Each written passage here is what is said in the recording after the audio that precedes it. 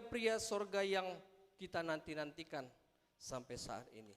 Biarlah kasih karunia dan bahagia Tuhan selalu dicurahkan bagi kita semua. Puji nama Tuhan.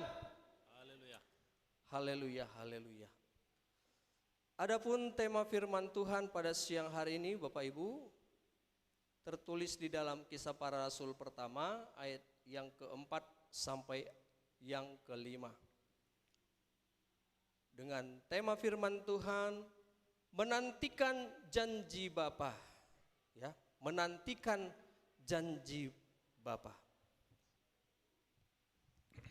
Kisah Para Rasul pertama ayat yang keempat sampai yang kelima.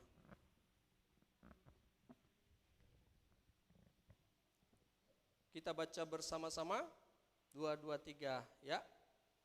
Pada suatu hari ketika ia makan bersama-sama dengan mereka, ia melarang mereka meninggalkan Yerusalem dan menyuruh mereka tinggal di situ menantikan janji Bapa yang demikian katanya.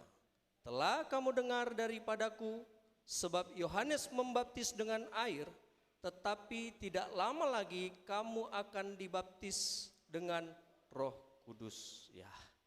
Bapak Ibu yang dikasihi Tuhan, minggu lalu kita sudah merayakan Paskah. Ya, bagi kita Paskah ini adalah peristiwa yang terpenting, saudara. Mengapa saya katakan demikian? Karena kita sedang merayakan, memperingati kematian dan kebangkitan Kristus Yesus. Kita tahu sendiri bahwa ini ya tercatat di Alkitab bahwasanya apabila Kristus tidak dibangkitkan, ya sia-sia kita beribadah, saudara. Sia-sia hidup kita.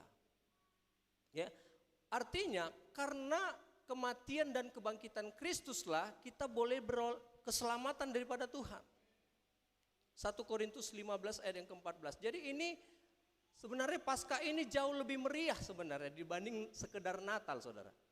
Karena inilah membuktikan bahwa Tuhan sendiri datang untuk menyelamatkan kita umat manusia lewat korbannya.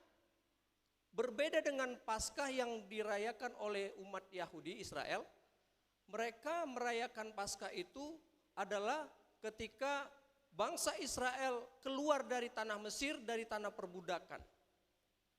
Pada saat itu bangsa Israel amat menderita sehingga akhirnya Tuhan memutuskan untuk membebaskan mereka. Tulah pertama sampai ke-9 Firaun tetap keras hati. Tapi pada saat tulah ke-10 maka disitulah Israel bebas dari penderitaan perbudakan Mesir, saudara. Lewat apa? Darah anak domba. Jadi ketika itu Tuhan menyuruh supaya setiap umat Tuhan mengoleskan darah anak domba ke 2 tiang pintu-pintu rumah mereka.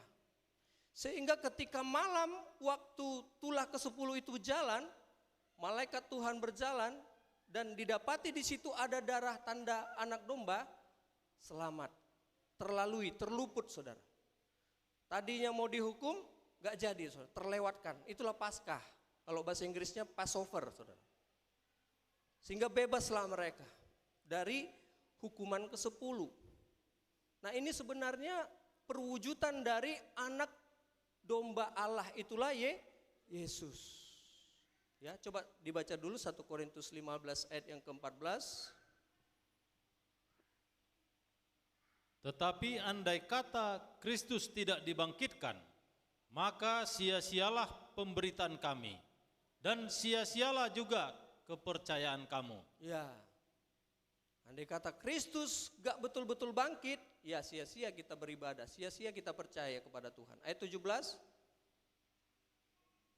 Dan jika Kristus tidak dibangkitkan, maka sia-sialah kepercayaan kamu dan kamu masih hidup dalam dosamu. Artinya kalau Kristus tidak dikorbankan di atas kayu salib, anak domba Allah itu, maka kita masih hidup di dalam dosa. Kita akan terus di bawah kutuk dosa dan kita sama sekali tidak punya pengharapan untuk masuk kerajaan surga, saudara. Syukur kepada Tuhan, oleh darah anak domba Allah, maka tergenapilah apa yang diperkatakan oleh Nabi Yohanes. Ketika dia lihat Yesus, apa dia katakan kepada murid-muridnya? Lihatlah anak domba Allah yang menghapus dosa dunia oleh korban Kristus. Sehingga setiap yang percaya kepada nama Yesus boleh diselamatkan, saudara. Oleh korban Kristus kita boleh pengharapan di dalam Tuhan. Korban Kristus di atas kayu salib merupakan tanda pendamaian bagi kita. Tanda pendamaian bahwa kitalah orang-orang yang sudah diperdamaikan dengan Tuhan. Karena sejatinya manusia berdosa itu, sejak manusia jatuh dalam dosa terpisah dari Tuhan, tidak layak bersama-sama dengan Tuhan, terpisah, saudara.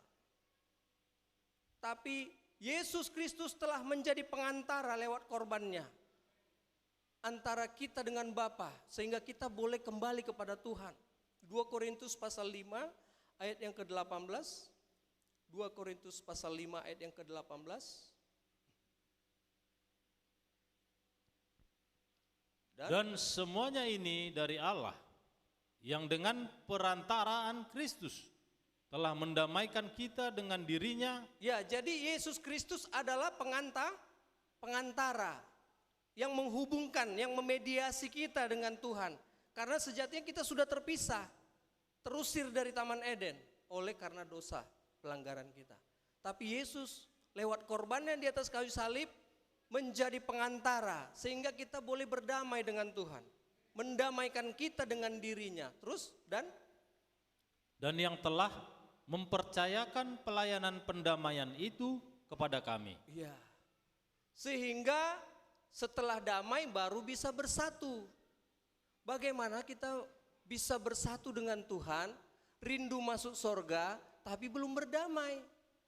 Di dunia ini saja, ya, kalau belum damai, mustahil, sulit kita tinggal bersama.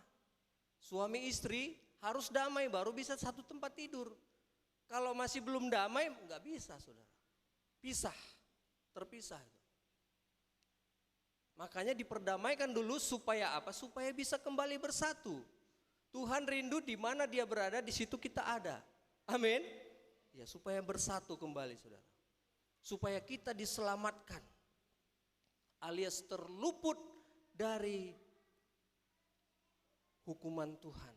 Kalau dulu waktu peristiwa Israel, bangsa Israel keluar dari tanah Mesir, hukuman itu adalah hukuman terakhir, tulah ke-10.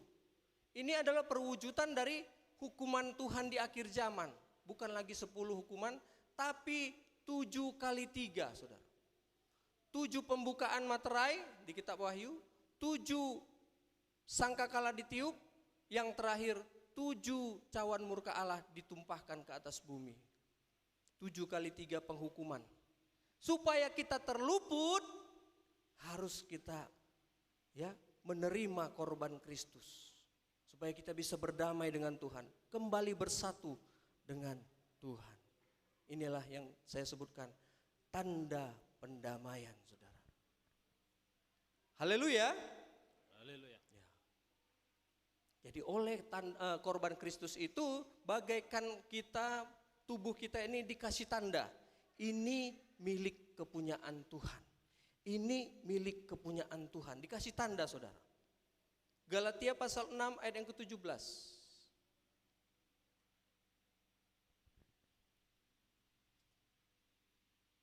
Galatia 6 ayat 17, demikian. Selanjutnya, janganlah ada orang yang menyusahkan aku, karena pada tubuhku ada tanda-tanda milik Yesus. Ya, jelas ya, pada tubuhku ada tanda-tanda milik Yesus. Kita yakin pada tubuh kita dikasih tanda, ini milik Tuhan. Jangan singgung, jangan singgung. Ini milik kepunyaan Tuhan. Gak boleh, saudara. Makanya kita yakin ketika kita sudah menjadi milik kepunyaan Tuhan, yang tergembala, yang dipelihara oleh Tuhan, hidup kita pasti dipelihara, ditolong. Bukan berarti tak ada persoalan, tapi Tuhan selalu ada untuk melepaskan kita dari yang jahat, saudara. Sekalipun kekuatan kita hanya seperti domba-domba sembelihan, tapi sepanjang gembala itu ada menyertai kita, dia tuntun kita lewat tongkatnya, sekalipun ada singa, beruang segala macam, gak usah takut saudara. Ada gembala kita saudara, dia jaga kita saudara. Ada binatang diusirnya saudara. Hari-hari ini kita lihat sendiri, wah berita-berita yang sangat-sangat mengejutkan dan tercengang-cengang kita melihatnya saudara. Kejahatan sudah semakin marak sekali. Satu Indonesia dikejutkan lewat peristiwa korupsi 217 triliun. Itu kalau, wah banyak sekali itu saudara. Banyak sekali itu. Ya. Saya sendiri saudara, baru-baru ini ditelepon sama seorang tak dikenal. Halo, siapa ini? Saya bilang. Coba ingat dulu, kok lupa ya, udah sukses lupa katanya. Enggak tahu saya siapa ini, saya bilang. Itulah, coba ingat-ingat dulu katanya. Masa enggak tahu? Setahu saya yang gini-gini biasanya penipu, saya bilang.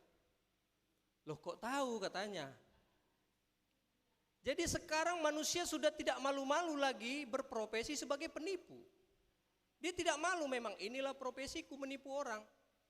Siapa yang kena tipu ya salah sendiri, kenapa bodoh begitu saudara. Di Facebook di mana-mana banyak penipu saudara. Udah jadi profesinya itu.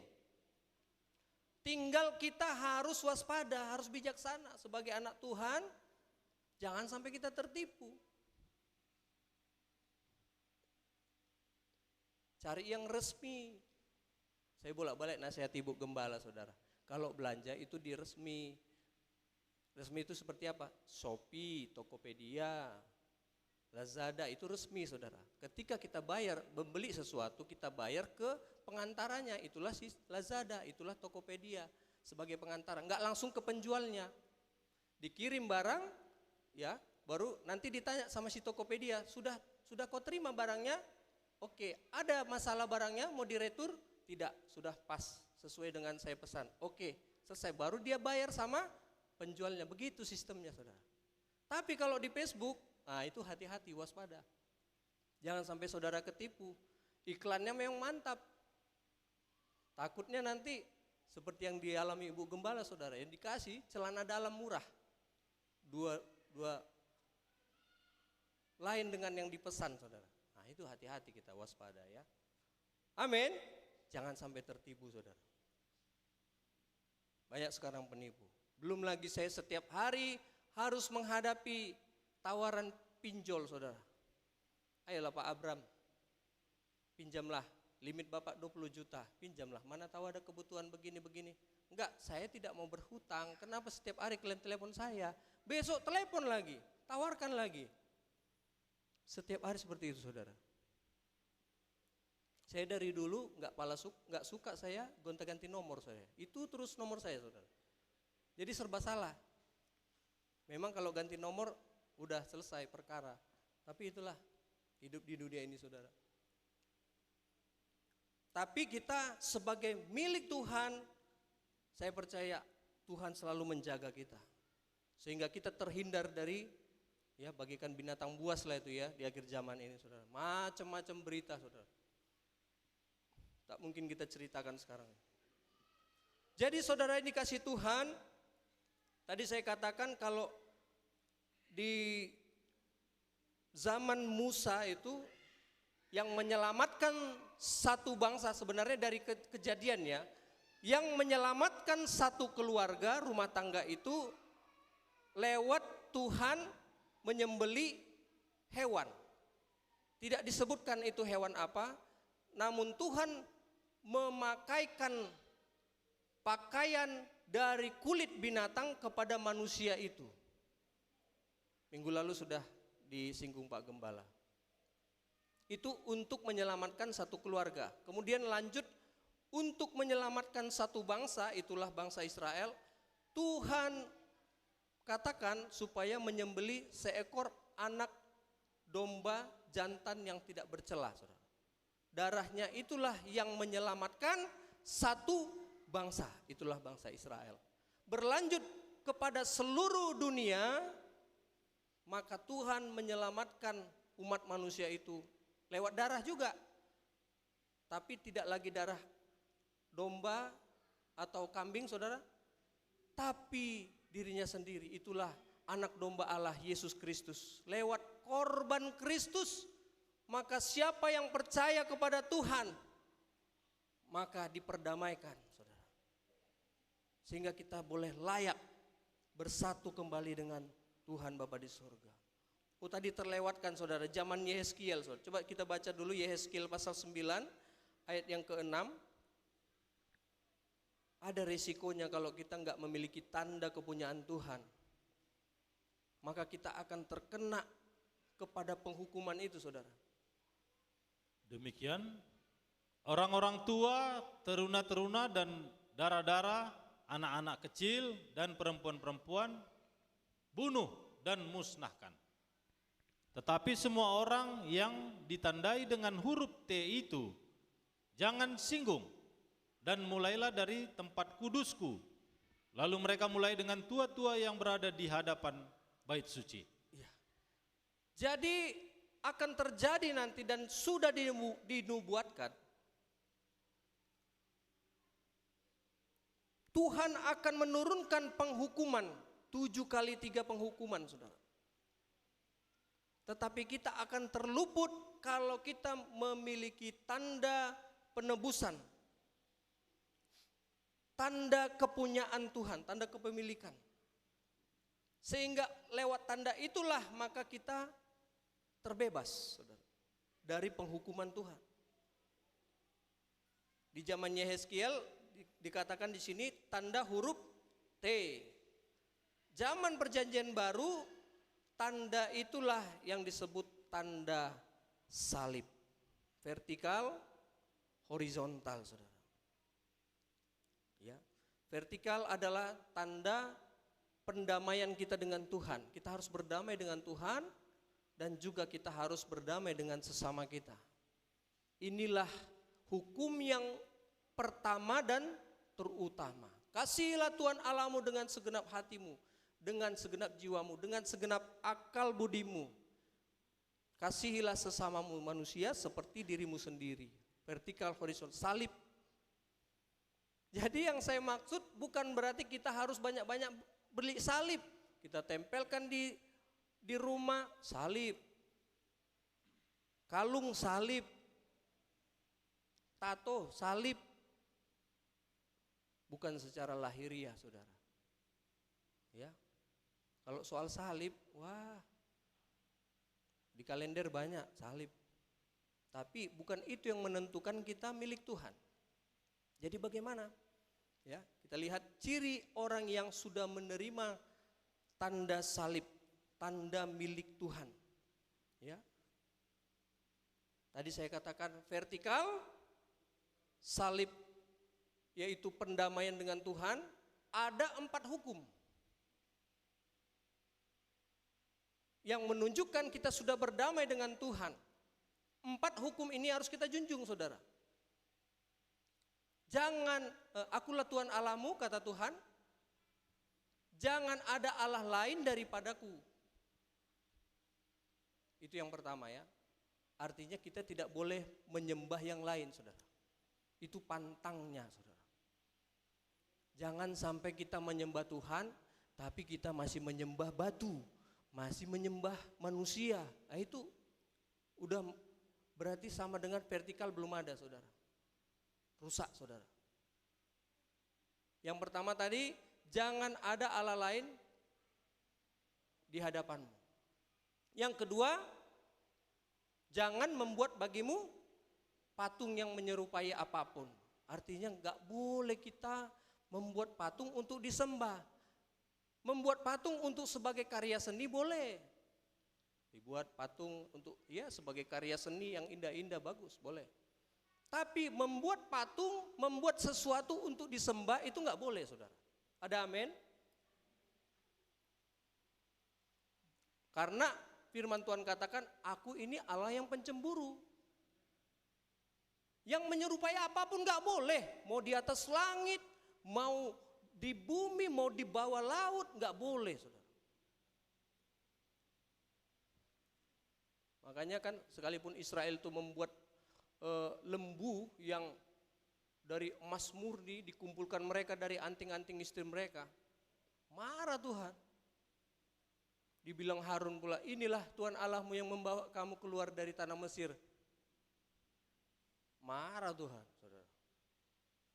Udah Musa, geser dulu, biar ku hancurkan dengan sekejap mata Israel ini, tegar tengkuk ini, berkepala batu kata Tuhan. Biar keturunanmu aja nanti kubangkitkan bangsa yang besar, kata Tuhan kepada Musa. Udah, keturunanmu aja lah nanti kuselamatkan. Israel ini biar kumusnahkan aja nih, kurang ajar ini.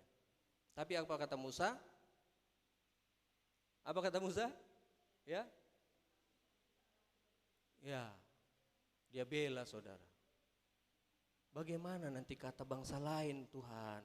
Kalau kau hapuskan nanti mereka jadi buat cibiran. Ya, udah diselamatkan dari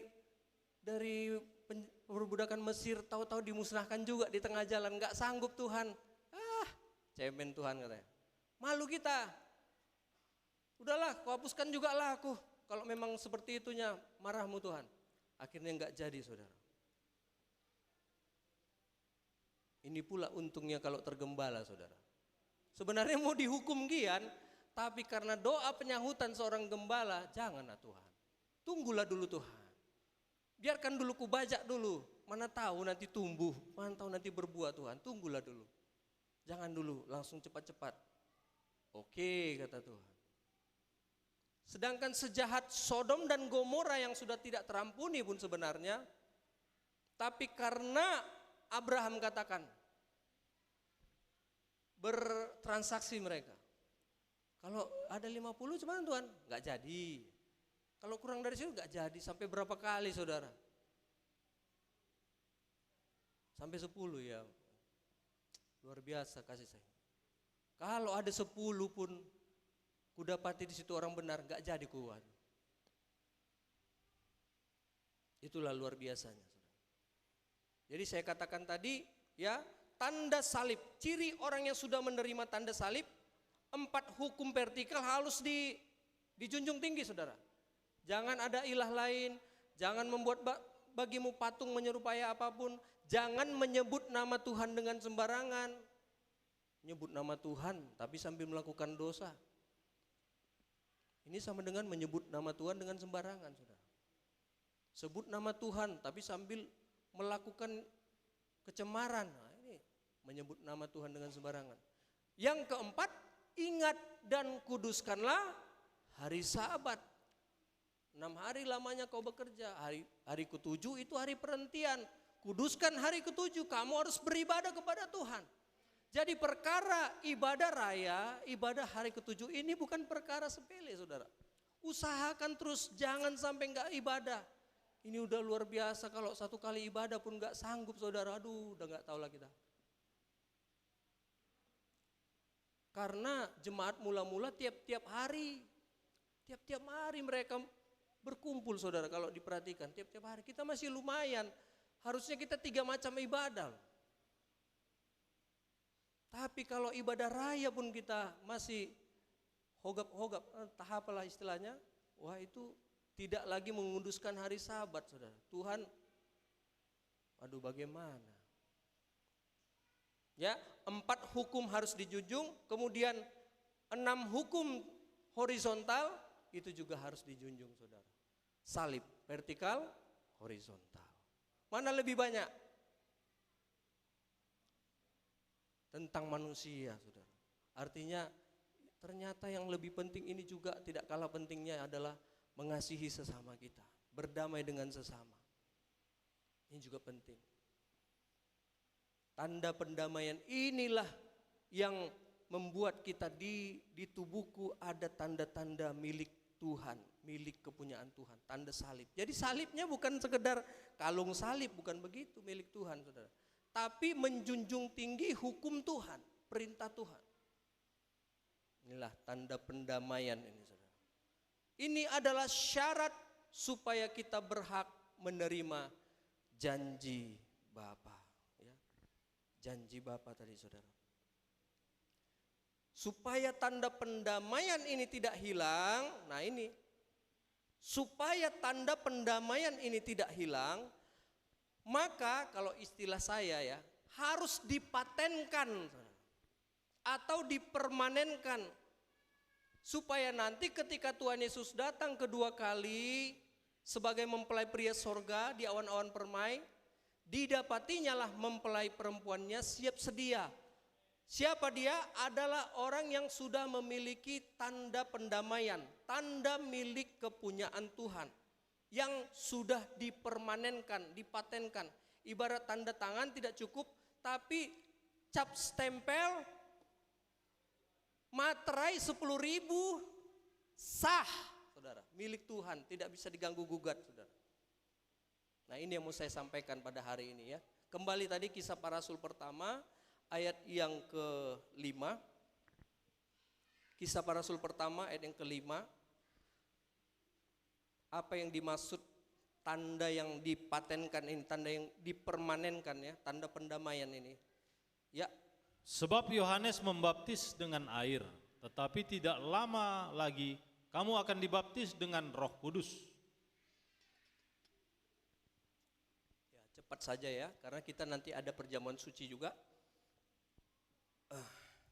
Jadi menurut nats firman Tuhan ini kalau saudara perhatikan, ada dua cara mematenkan atau cap resmi bahwa kita adalah milik kepunyaan Tuhan yang harus kita lalui sebagai umat Tuhan.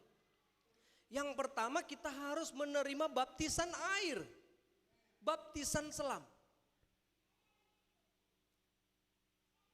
Yang kedua, kita harus mengalami baptisan Roh Kudus.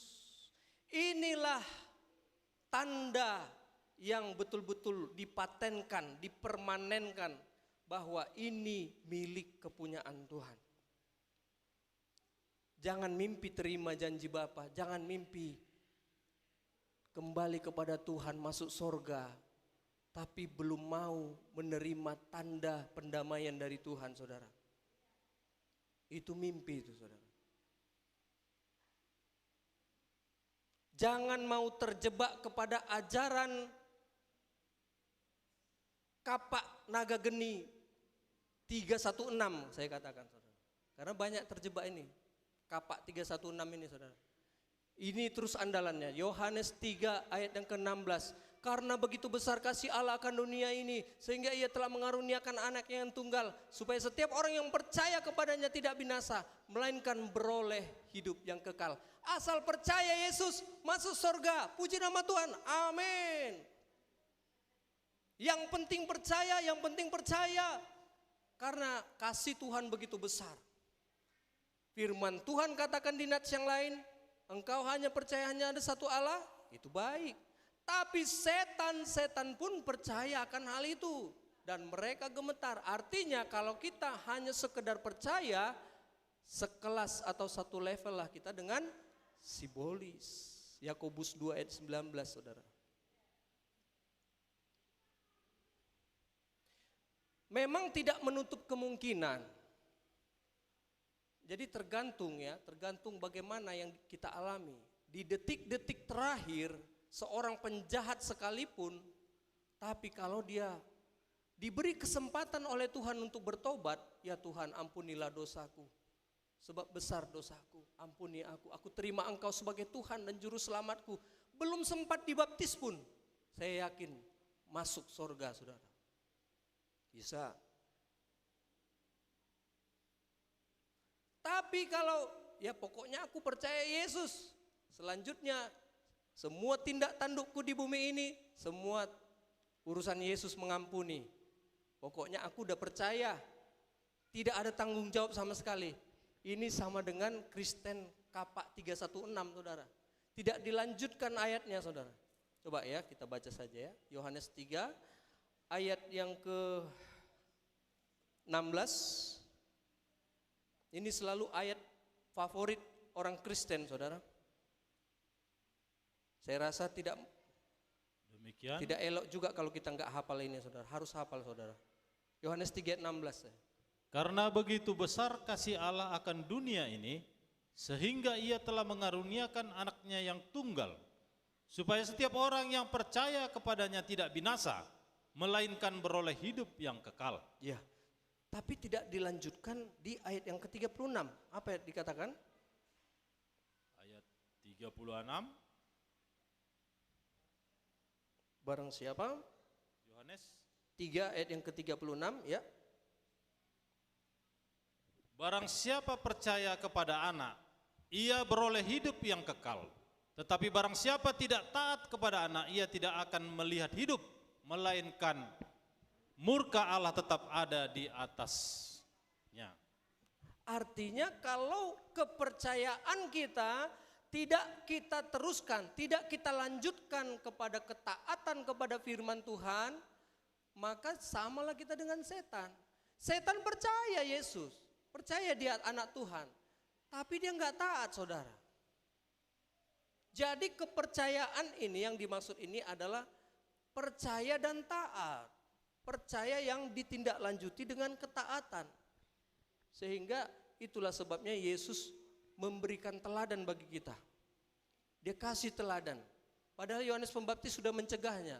Sebenarnya aku yang perlu dibaptis olehmu. Kok kau yang datang sama aku Tuhan? Yohanes sadar membuka tali kasutnya pun gak layak. Ini Tuhan. Kok aku pula yang membaptis Tuhan pikirnya. Udah terbalik ini. Belum layak, sangat tidak layak. Sekelas Yohanes Pembaptis, nabi terbesar saudara. Gak berani saudara. Tapi Yesus katakan, biarlah hal ini terjadi. Sebab demikianlah sepatutnya kita menggenapkan seluruh kehendak Allah.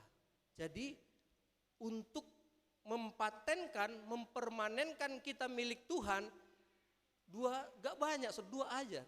Yang pertama baptisan air, selam. Lakukan seperti yang Tuhan teladankan.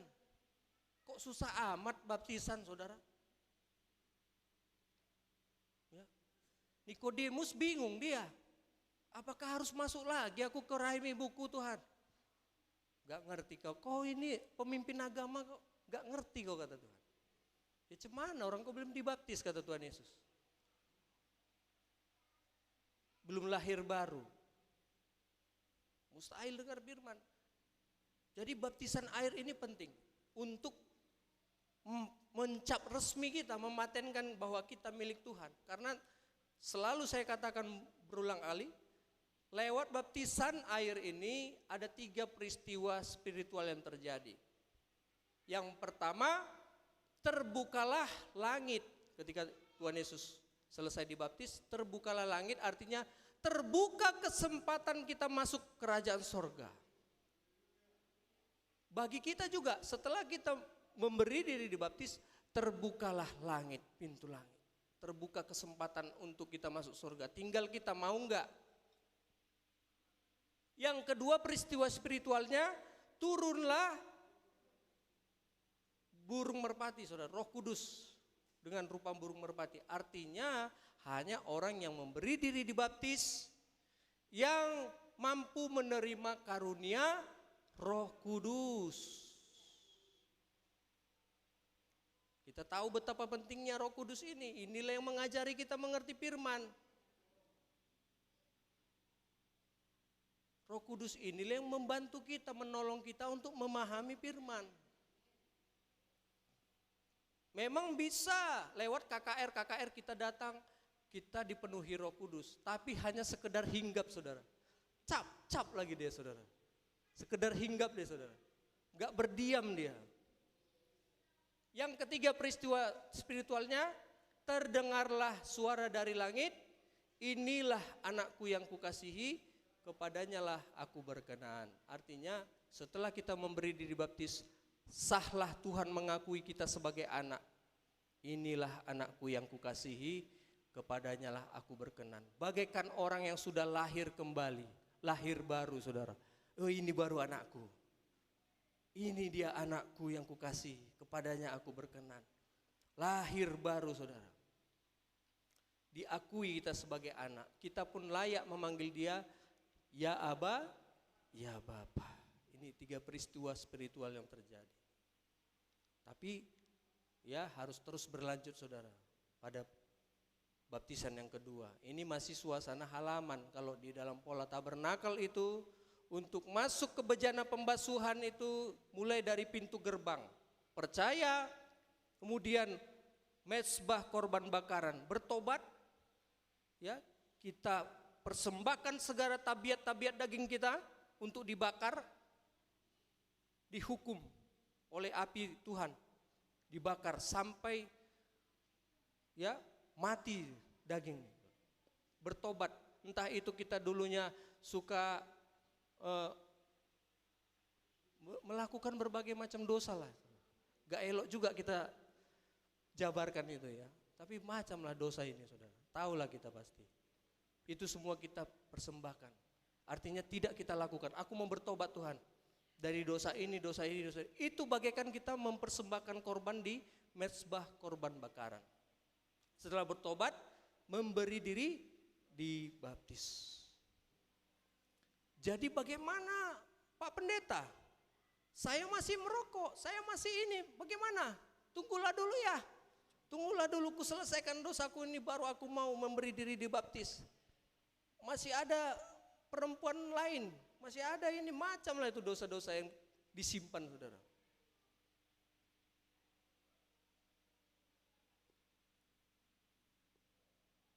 Sulit memang kalau sudah dipatenkan oleh setan saudara. Jangan mau saudara. Berilah diri kita dipatenkan oleh Tuhan. Dicap sah milik Tuhan. Sulit setan masuk. Tapi kalau kita sudah ya itu bagaikan sudah terjual oleh kuasa dosa saudara. Wah gak berkutik kita saudara. Sudah dikasih kita pekerjaan yang sudah terlanjur nyaman. Pekerjaan di dalam dosa. Sudah sulit kita keluar dari itu. Bagaikan berkubang dalam dosa. Terus balik ke dalam dosa saudara. Mohon kasih karunia Tuhan aja lah. Baptisan air. Ya, kemudian lanjut nanti baptisan roh. Baptisan Roh Kudus. Apa arti baptisan? Diselamkan.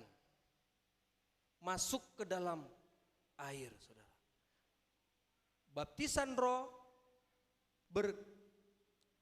bercemplung ke dalam Roh Kudus, artinya sampai tidak kelihatan lagi daging kita, bagaikan sudah disalut dengan emas murni saudara. Sampai betul-betul sifat tabiat daging kita ini makin lama gak kelihatan, tenggelam di dalam Roh Kudus saudara. Inilah perjuangan kita saudara. Baptisan Roh Kudus. Sehingga nanti kita ya orang yang semakin tenggelam di dalam Roh Kudus, baptisan Roh Kudus, nanti bagaikan tawanan Roh Kudus di dalam Roma 6 ayat 13 itu. Semakin sulit menggerakkan daging saudara. Karena semua sudah ditawan oleh Roh Kudus, sudah tenggelam dia saudara. Mau nipu sedikit aja agak berat rasanya. Gak bisa lagi, makin sulit. Makin bodoh untuk melakukan dosa, itulah. Makin bodoh, bukan makin cekatan berbuat dosa ya.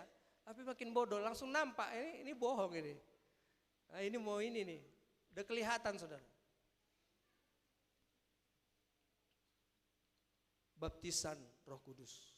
Pertanyaan, apakah tanda pendamaian yang kita terima itu, yang kita terima sekarang sudah dipatenkan? Karena berat resikonya. Banyak orang sekarang, orang Kristen, tapi bagaikan belum dipatenkan. Ibarat tanda tangan, belum sah dia. Belum ada cap materai, belum ada cap stempelnya saudara. Ibarat belum sah. Inilah nanti yang seolah-olah dia pikir Tuhan kenal sama dia. Barulah nanti Tuhan terus terang. Ini bahayanya saudara. Matius 7 ayat 21.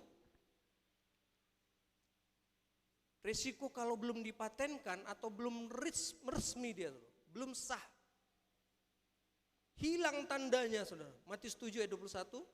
Bukan setiap orang yang berseru kepadaku, Tuhan, Tuhan. Kenapa berseru? Karena sudah kenal Tuhan.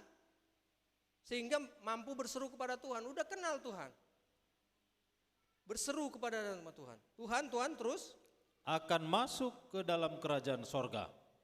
Melainkan dia yang melakukan kehendak Bapakku yang di sorga. menggenapkan kehendak Bapa di sorga tadi mulai dari apa? Baptisan selam air ya. Biarlah hal itu terjadi sebab demikianlah kita menggenapkan seluruh kehendak Bapa. Mulai dari baptisan selam. Jadi orang yang berseru-seru ini adalah orang yang merasa mengenal Tuhan. Tuhan, Tuhan. Dia pikir masuk surga. Bukan begitu kata Tuhan. Yang masuk surga bukan yang berseru-seru, bukan yang bernyanyi kor-kor, bukan begitu. Bukan yang pakai kalung salib, bukan. Bukan yang sanggulnya rapi, pangkasnya necis, bukan saudara. Kalau soal pangkas necis, rata-rata ku tengok koruptor itu rapi-rapi semua rambutnya saudara. Bagus. Tapi yang masuk surga adalah dia yang melakukan kehendak Bapakku yang di surga. Teruskan. Ayat 22. Pada hari terakhir banyak orang akan berseru kepadaku, Tuhan, Tuhan, bukankah kami bernubuat demi namamu dan mengusir setan demi namamu dan mengadakan banyak mujizat demi namamu juga? Ya, perhatikan di sini saudara. Pada hari terakhir, akhir zaman. Dikatakan di sini banyak, bukan sedikit ya, banyak orang akan berseru kepadaku. Artinya di hari-hari terakhir akan banyak orang beribadah. Banyak gereja akan bertumbuh beribadah, banyak berhimpun-himpun datang beribadah, suka ibadah. Bahkan sampai 1-2 kali, jam 8 ibadah, jam 10 ibadah, jam 12 ibadah, jam 4 ibadah, jam 6 ibadah, jam 8 malam ibadah. Terus ibadah saudara, rame, antri, banyak. Tapi masalahnya ya, apakah sesuai dengan kehendak Tuhan? Atau hanya stagnasi? Justru semua pekerjaan pelayanan itu ternyata tujuannya sudah melenceng saudara. Yaitu untuk perkara yang disebut mamon saudara. Ini mamon ini bahaya sekali saudara. Bahaya, banyak jatuhan. Karena tidak sedikit orang karena kesusahan akhir zaman ini lebih enak kayaknya jadi hamba Tuhan. Banyak uang di situ. Mulai melenceng saudara. Melayani bukan untuk Tuhan tapi untuk mendapatkan mamon. Udah melenceng. Bagus kok jadi hamba Tuhan. Enak hamba Tuhan. Motivasinya sudah melenceng saudara. Melayani Tuhan bagus. Mengusir setan bagus. Mengadakan mujizat bagus. Tapi di sini ternyata Tuhan katakan nggak jadi masuk saudara. Kenapa? Berarti ada sesuatu yang salah di situ. Kenapa bisa salah? Karena ya motivasinya sudah lain. Ya ini biarlah Roh Kudus yang mengajari kita, menerangkan kita masing-masing ya. Bagaimana sebenarnya penerapannya ini? Kenapa bisa nggak jadi masuk surga saudara? Padahal sudah kenal Tuhan. Bernubuat sudah jagonya, mengusir setan jagonya, setan pun ketakutan. Coba teruskan dulu. 23. Matius 7 ayat 23. Pada waktu itulah aku akan berterus terang kepada mereka dan berkata, aku tidak pernah mengenal kamu. Enyahlah daripadaku kamu sekalian pembuat kejahatan. Inilah penyebabnya saudara. Kenapa gagal? Karena selama hidupnya tidak mau menerima firman Tuhan yang terus terang. Sehingga Tuhan berterus terang nanti. Oke, kalau kau nggak mau menerima firman Tuhan yang terus terang, nanti. Pada saatnya nanti penghukuman itu barulah aku berterus terang kepadamu. Sekarang tinggal pilih kita. Sekarang selama hidup di dunia, mau firman Tuhan yang tidak terus terang atau mau firman Tuhan yang terus terang? Di mana-mana namanya terus terang itu enggak enak, saudara. Jujur, jahat, dosa, enggak boleh begini, enggak boleh begini, enggak enak rasa kita. Firmannya seolah-olah menghakimi saja. Firman pengajaran, mendidik, menegur, menyatakan kesalahan, diperbaiki kelakuan kita. Gak enak, bagaikan terus terang Tuhan sama kita. Lebih suka orang berhimpun seperti yang tadi, lebih enak menerima firman yang tidak terus terang. Yang sifatnya memotivasi supaya kita bisa hidup di dunia ini dengan berhasil sukses sebagai manusia. Bahkan saya melihat di internet itu ada hamba Tuhan rambutnya panjang, banyak tatonya, dia katakan seperti ini. Yang pikir saya tidak percaya Tuhan Yesus tidak menerima orang yang baik sekalipun dia nggak percaya Yesus, tapi kalau hidupnya baik dia pasti masuk surga, katanya, saudara. Ada seperti itu pemahamannya, saudara. Semakin beragam pengajaran-pengajaran di akhir zaman ini, saudara. Yang pengikutnya banyak, saudara. Ibadah, soal ibadah lebih semangat, lompat-lompat, saudara. Semangat untuk Tuhan, menyala-nyala, berkorban, berkobar-kobar melayani Tuhan. Tapi kalau dicocokkan dengan firman yang terus terang, nah ini. Mau enggak banyak orang mau terus terang ya, saudara. Kan sedikit kita, saudara. Enggak enak, bikin ngantuk, saudara. Bikin ngantuk, saudara. Seenggak enaknya khotbah saya, saudara. Coba tes dengar khotbah guru saya, saudara, Pak Yusak Wijaya Hendra dari Malang. Baru 5-10 menit saya yakin ngantuk, saudara. Gak ngerti, saudara. Coba.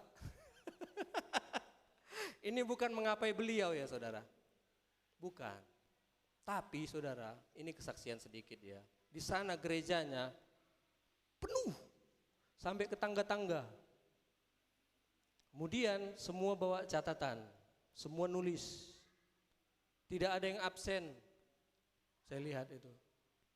3 macam ibadah tidak ada yang absen. Padahal khotbahnya, aduh, agak sungkan saya mengatakannya, saudara. Tapi, saudara, 1 tahun saya di sana, saudara, saya lihat kehidupan dia ya. Puasa rutin. Kemudian yang dikonsumsinya makanannya rata-rata rendah garam. Bahkan kurasa nggak ada garam, saudara. Alias hambar. Kemudian nggak pernah kemana-mana, jarang. Di rumah saja baca firman, saudara. Kemudian handphone nggak ada. Kemudian kerjanya hanya khotbah, masuk kamar, doa. Nanti terbang ke Surabaya, terbang ke Medan, balik lagi ke Malang. Begitu terus, saudara. Palinglah sekali-kali selepas selesai ibadah malam, jam 8 keluar, setengah 9 udah balik. Berarti hanya untuk makan malam sama keluarganya. Kemudian banyak jemaat mengantari berkat, entah itu makanan yang enak-enak segala macam, tidak dikonsumsi, dikasih-kasih sama kami yang kurus kering ini, saudara. Yang udah kelaparan, saudara. Dikasih makanan yang enak-enak. Kan kerja kami sama setahun sana sudah perjanjian. Kalian kalau siap masuk ke lembaga sini, ya 1 tahun lah kalian tahankan. Puasa, makan seadanya, ya tidak boleh jajan walaupun ada uangmu nggak boleh jajan. Kerjanya mengapai? Ibadah, bersihkan gereja, ya, ngantar jemput jemaat, masak, ngepel, mandikan orang gila, bersihkan toilet, bersihkan kotoran yang mampet, saudara, segala macam. Yang kotor-kotor. Kudisan kaki saya selama di sana, saudara. Korengan. Ngeri, saudara. 1 tahun, langsung kurus saya. Banyaklah pengalaman. Tapi satu hal yang saya perhatikan, berarti semakin banyak kita mematikan sifat daging kita, maka Roh Kudus itu semakin kuat dia, sehingga sekalipun kata-katanya yang kita keluarkan itu biasa, tapi ada kuasa yang tidak kita mengerti, tapi powerful dia, saudara, powerful. Doanya powerful, manjur, dia tumpang tangan manjur, saudara, begitu, saudara. Orang yang diurapi Tuhan itu powerful dia, saudara. Biasa, ya, tapi powerful. Dan tidak begitu tertarik dengan kesenangan-kesenangan hedon, ya, di dunia ini, saudara. Televisi nggak ada, apalagi yang nggak tertarik, saudara. Rumah 3 nggak ada, rumah-rumah mewah semua yang nempati pengerjanya.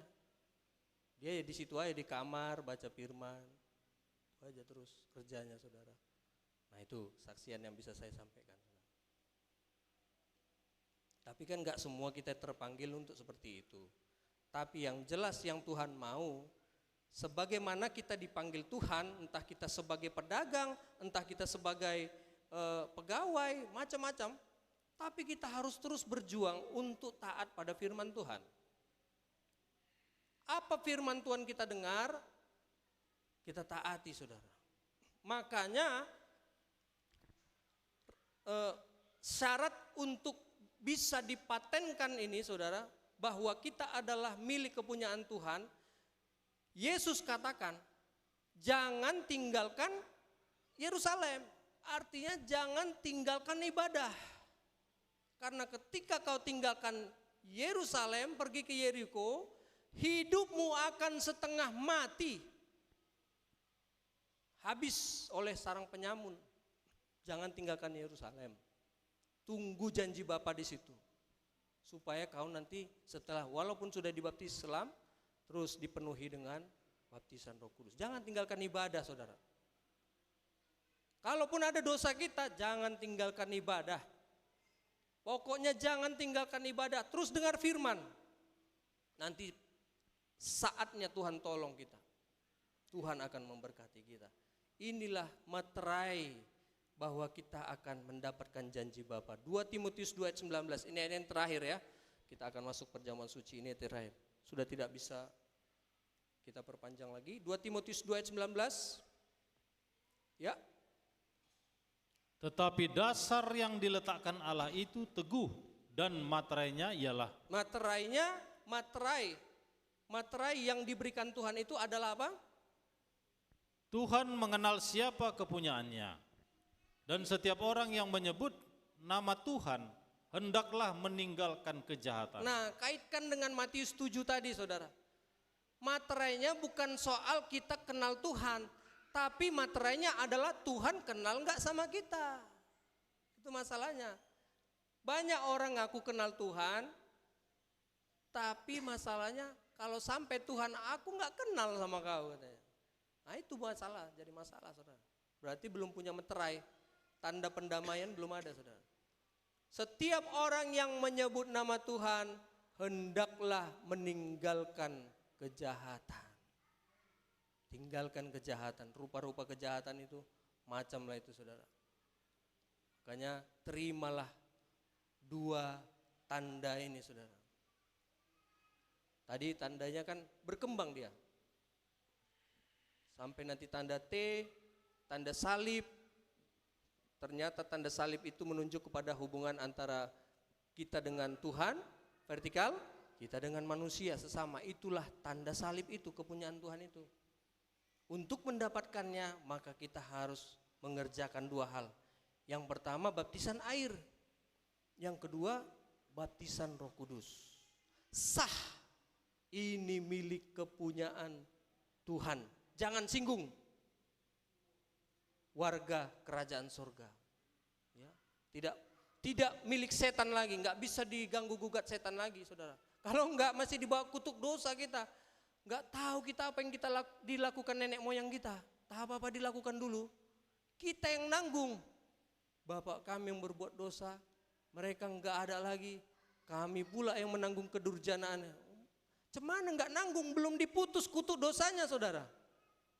Lewat apa diputus? Lewat baptisan. Bukan lagi lahir sebagai perempuan, sebagai anak perempuan, lahir dari seorang perempuan, tapi lahir oleh benih firman Tuhan. Ya, ini panjang nih. Tapi biarlah Roh Kudus yang terus menolong Bapak Ibu semua untuk semakin memahami firman Tuhan. Ya, terpujilah nama Tuhan. Tuhan Yesus memberkati. Sebentar kita akan menyembah Tuhan sebelum kita masuk kepada perjamuan suci. Nanti di akhir pujian saya serahkan kepada Bapak Gembala. Haleluya, mari kita datang menyembah Tuhan.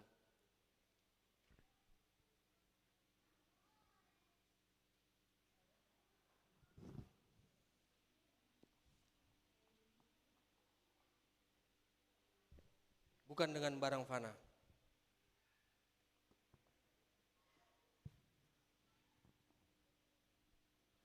Oh, haleluya. Terima kasih ya Tuhan. Mari sama-sama kita bangkit berdiri. Sebentar kita menyembah Tuhan. Sebelum kita menerima korban Kristus, perjamuan suci.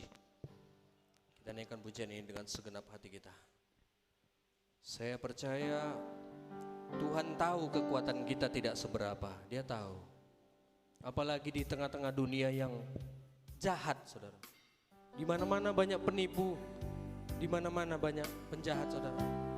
Tapi biarlah serahkan hidup kita kepada Gembala Agung kita. Biar Tuhan Yesus yang menjaga kita. Supaya kita senantiasa dibela, dipelihara, dihindarkan dari segala celaka mara bahaya. Mari kita pujian ini bersama-sama. Bukan dengan barang fana. Bukan dengan barang fana. Kau membayar dosaku. Dengan darah yang mahal. Tiada noda dan celah.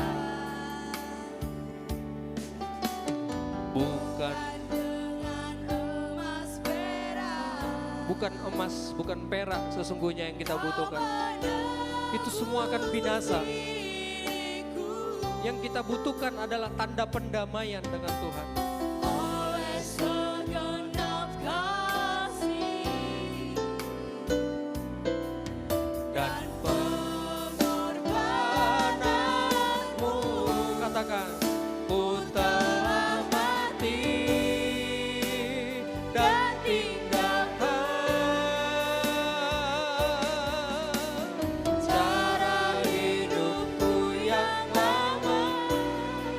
tinggalkan cara hidup yang lama. Semuanya sia-sia dan tak berarti lagi. Hidup ini ku letakkan pada pesta-Mu ya Tuhan. Jadilah padaku Tuhan. Jadilah padaku seperti. Sekali lagi lebih sungguh katakan, ku telah mati. Matikan segala dosa-dosa. Ku telah mati dan tinggalkan cara hidupku yang lama. sia-sia dan tak berarti lagi hidup ini. Ku letakkan pada mezbah-Mu ya Tuhan. Jadilah padaku seperti yang Kau ingini. Jadilah padaku ya Tuhan. Jadilah padaku seperti yang Kau ingini. Sekali lagi kita menyembah Tuhan. Jadilah padaku seperti yang Kau ingini. Mari kita sembah Dia. Haleluya. Buka hati, buka suara. Kita sembah dan panggil nama Yesus, nama di atas segala nama. Oleh korban Kristus kita diperdamaikan dengan Tuhan. Kita boleh bersatu dengan Tuhan.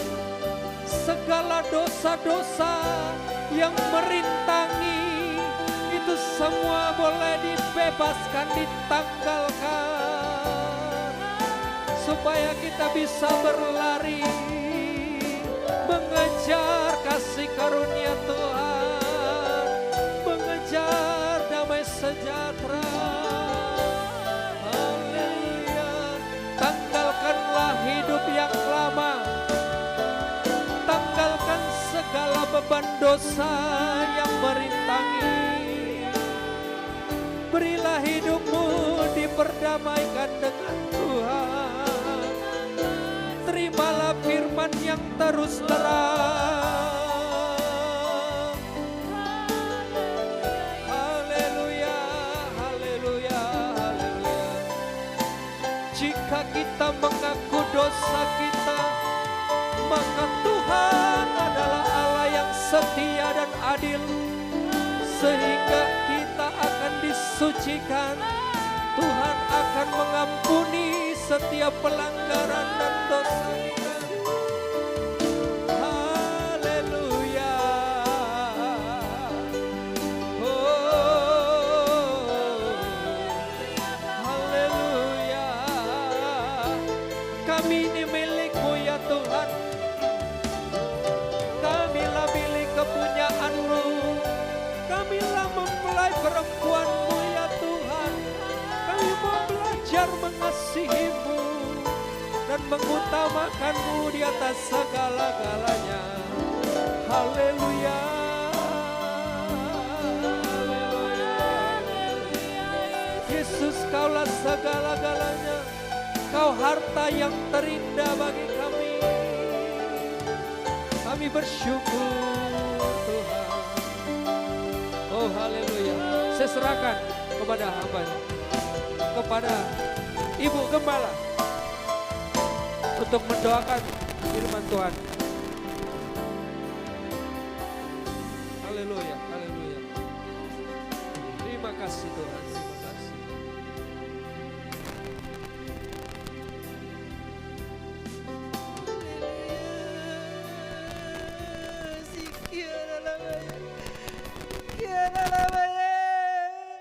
Yesus, terima kasih Bapak. Siang hari ini Tuhan, ini kami umat-Mu Bapak, telah mendengarkan kebenaran firman-Mu Bapak. Kami haus dan lapar Bapak. Haleluya Tuhan. Sungguh Tuhan, di siang hari ini kami mengucap syukur Bapak, karena kasih-Mu yang luar biasa, kasih karunia yang Kau limpahkan buat kami semua umat-Mu Bapak. Tuhan, terima kasih Bapak. Firman-Mu telah diberitakan Bapak di tengah-tengah kami. Biarlah Tuhan tanamkan itu di loh hati kami masing-masing Bapak, agar firman-Mu itu tertulis di loh hati kami semua, agar kami adalah milik kepunyaan-Mu Bapak, karena Roh Kudus memeteraikannya Bapak.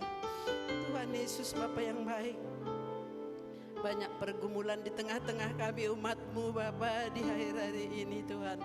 Tapi kami tahu Tuhan, apabila kami bersandar sepenuhnya ke hadapan-Mu Tuhan, kami akan menang melawan tipu muslihat iblis. Oh Tuhan, kami melihat Bapa di hari-hari ini Bapa, begitu dalamnya Bapa umat-Mu yang begitu jauh daripada-Mu akan menerima Tuhan kebinasaan yang begitu banyak di dunia ini Tuhan. Pengajar-pengajar yang sesat Tuhan, yang membawa umat-Mu bisa jauh melenceng dari hadapan-Mu. Tapi kami mau Bapa tergembala Bapa, hidup di dalam firman pengajaran-Mu Tuhan. Itulah sebabnya kami berkumpul di setiap minggu di sini Bapa, bukan untuk main-main, tetapi kami mau menerima pengajaran firman-Mu Bapa, karena kami tahu bahwa firman-Mu itulah kehidupan. Firman-Mu itulah pelita bagi jalan kami, terang bagi hidup kami Tuhan. Oleh karena itu Tuhan, tolonglah kami Bapa di sorga, agar kami semua Tuhan di akhir zaman ini sungguh-sungguh mendapat kasih yang daripada-Mu Bapa. Terpuji nama-Mu Bapa di dalam sorga. Pakai hamba-Mu lebih lagi Bapa, untuk menaburkan isi hati-Mu Bapa di tengah-tengah umat-Mu yang tergembala di tempat ini, agar kami semuanya ini Bapa termeterai menjadi milik kepunyaan-Mu sendiri. Terpuji termulia nama-Mu Bapa. Engkau jamah juga umat-Mu Bapa yang tidak dapat hadir dimanapun mereka berada di siang hari ini Tuhan. Kami berdoa juga buat mereka, agar di hari-hari yang akan datang Bapa, kami dapat berkumpul di tempat ini Tuhan, mendapat firman yang diajarkan kepada kami. Banyak rahasia-rahasia firman yang disingkap bukakan di akhir zaman ini Bapa. Kami mau Tuhan membuka hati kami selebar-lebarnya, agar kami ini Tuhan menerima firman-Mu itu Bapa, bagaikan menerima gandum Bapa. Tuhan, kami rindu kebenaran firman-Mu itu senantiasa ditaburkan dengan limpah di tempat ini. Terpuji termulia nama-Mu Bapa di dalam sorga. Dalam nama anak-Mu Tuhan Yesus Kristus mempelai pria sorga, kami telah berdoa mengucap syukur. Haleluya. Amin.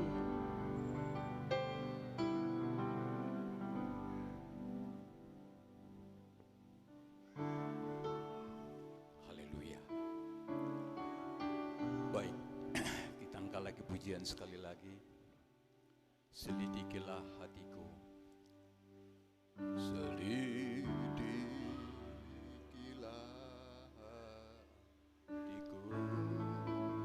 Haleluya.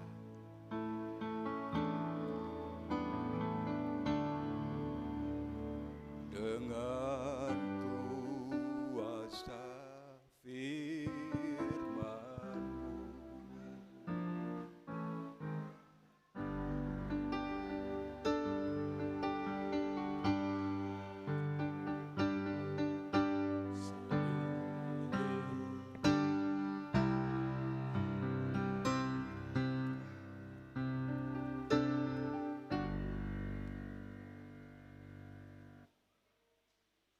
beri tanda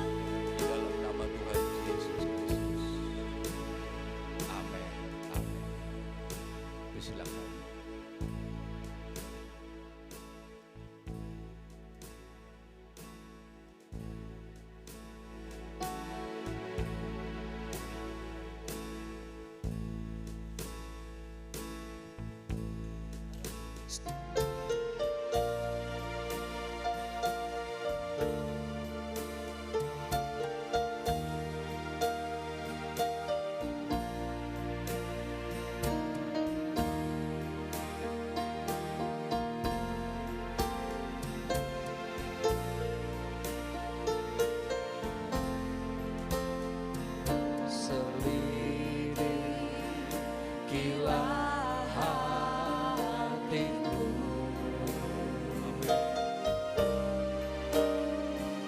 dengan kuasa firman-Mu.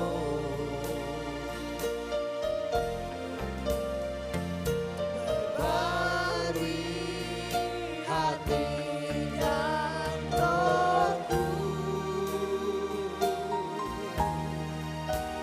agar ku layak kepadamu. Di atas mezbahmu Tuhan, di atas mezbahmu Tuhan, ku persembahkan tubuhku.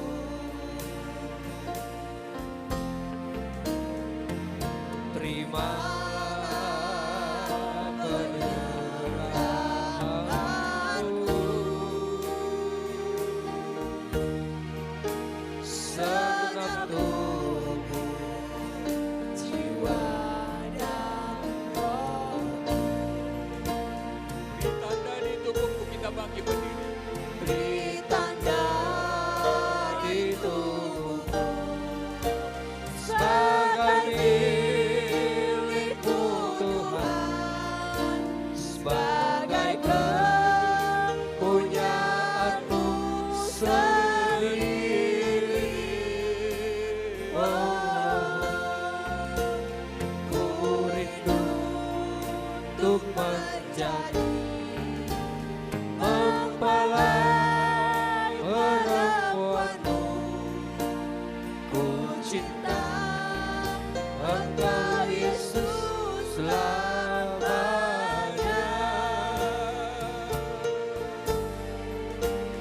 Ku cinta Engkau Yesus selamanya.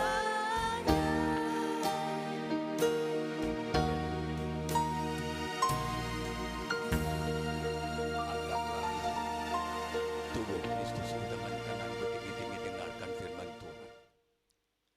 Sebab apa yang telah kuteruskan kepadamu telah aku terima dari Tuhan, yaitu bahwa Tuhan Yesus pada malam waktu ia diserahkan mengambil roti, sesudah itu ia mengucap syukur atasnya, ia memecah-mecahkannya dan berkata, inilah tubuhku yang diserahkan bagi kamu, perbuatlah ini menjadi peringatan akan aku. Apakah kita percayakan tubuh Kristus yang tercabi-cabi di kayu salib? Makanlah dengan mengucap syukur dalam nama Tuhan Yesus Kristus.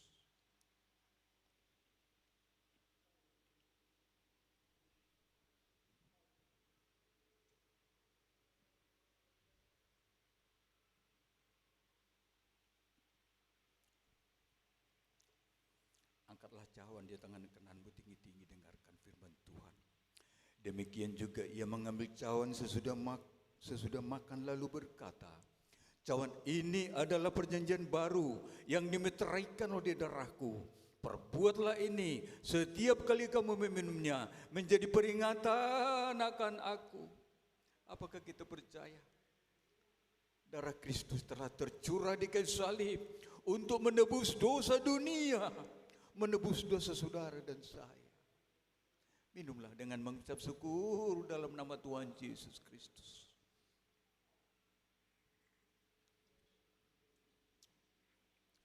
Kita sudah memakan dagingnya, kita sudah meminum darahnya. Itulah yang mempersatukan kita dengan Dia. Kita yang dulu jauh pendatang orang asing, sekarang sudah menjadi dekat. Tembok pemisah sudah dirobohkan. Kita sudah menjadi anggota keluarga Allah. Kita berharga di hadapan Tuhan. Terpujilah nama Tuhan. terima kasih Bapa. Jika bukan karena korban-Mu di kayu salib, kami tidak memiliki Allah di dunia ini. Tapi oleh korban-Mu di kayu salib, oleh darah-Mu tercurah di kayu salib, kami sekarang berhak memanggil Engkau, ya Abba, ya Bapa. Kami sadar Engkau sungguh-sungguh mengasihi kami. Biarlah kami berjuang Bapa untuk benar-benar mengasihi Engkau dan mengasihi sesama kami manusia. Itulah salib yang sesungguhnya. Terpujilah nama-Mu ya Tuhan. Terima kasih Bapa, terima kasih. Haleluya. Amin, amin, amin. Silakan duduk Bapak Ibu. Baik, kita akan mempersembahkan persembahan kita lagi ya. Yang kedua, sambil kita angkat pujian juga. Yang tadi kita angkat kembali pujian kita. Selidikilah hatiku ya Tuhan dengan kuasa firman-Mu. Haleluya.